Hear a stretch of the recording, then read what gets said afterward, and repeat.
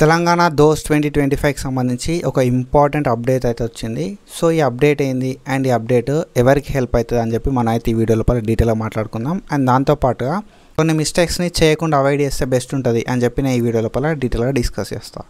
ఒకవేళ నువ్వు మన ఛానల్ కొత్త సబ్స్క్రైబ్ చేసుకో, మీ ఫ్రెండ్స్ అందరికీ షేర్ చేయి. And when it comes to good news ఏంది అని అంటే మనకి డేట్ అయితే ఎక్స్టెండ్ అయింది. సో మనకి డేట్ ఎక్స్టెండ్ అంటే ఒక 10 రోజులు అయితే ఏం ఎక్స్టెండ్ చేయలేదు.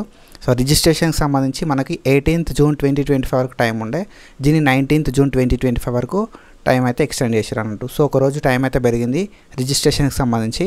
అండ్ వెబ్ ఆప్షన్స్ అనేది మనం 19th జూన్ వరకే లాస్ట్ డేట్ అయితే ఉంది. వెబ్ ఆప్షన్స్ డేట్ అయితే ఏం ఎక్స్టెండ్ కాలేదు.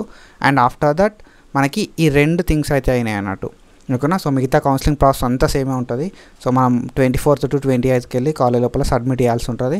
సర్టిఫికేట్స్ అన్నీ కూడా సర్టిఫికేట్ వెరిఫికేషన్ ఇట్లా 28th రోజు అలాట్మెంట్స్ అయితే రిలీజ్ అయితే phase 3కి సంబంధించి. So I hope you got clarity. So simple ఏం లేదు, మనం 19th జూన్ 2025 వరకు రిజిస్ట్రేషన్స్ అనేది నువ్వు ఇంకా phase 1లో చేసుకోకుండా, phase 2లో రిజిస్ట్రేషన్ చేసుకోకుండా, phase 3లో రిజిస్ట్రేషన్ అయితే చేసుకోవచ్చు.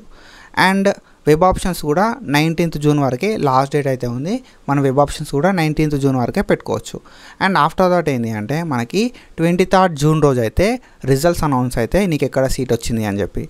అండ్ 24th నుండి 28th జూన్ వరకు మనం కాలేజ్కి వెళ్ళి సర్టిఫికేట్స్ అయితే సబ్మిట్ చేయాల్సి ఉంటుంది అన్నట్టు.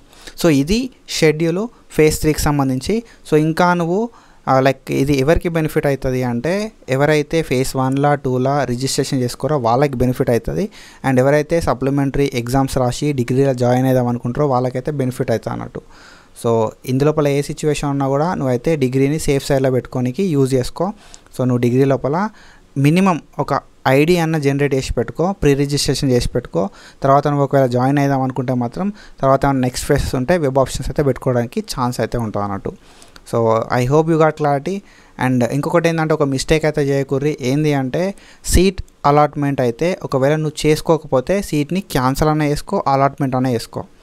సో మనకి 19th వరకే టైం ఉంది. సో ఆ 19th తర్వాత మనం ఏం చేద్దాం అనుకున్నా కూడా చేంజ్ అయితే కాదు, ఓకేనా.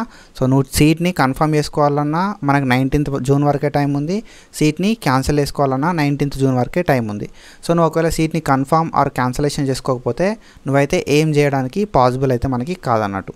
సో ఒకవేళ నీకు నెక్స్ట్ ఫేస్ అనేది ఉంటే అప్పుడు కూడా నువ్వు సీట్ని క్యాన్సిల్ చేసుకున్నప్పుడు మాత్రమే నీకు వెబ్ ఆప్షన్స్ అయితే ఓపెన్ అవుతాయి. సో అప్పుడేదో ఇప్పుడే చేసుకుంటే బెస్ట్. నువ్వు సీట్ని కన్ఫర్మ్ చేసుకుంటే నీకు సీట్ అయితే ఉంటుంది అని చెప్పి నా opinion. So that's it for today and follow for more content. Thank you so much. Signing off.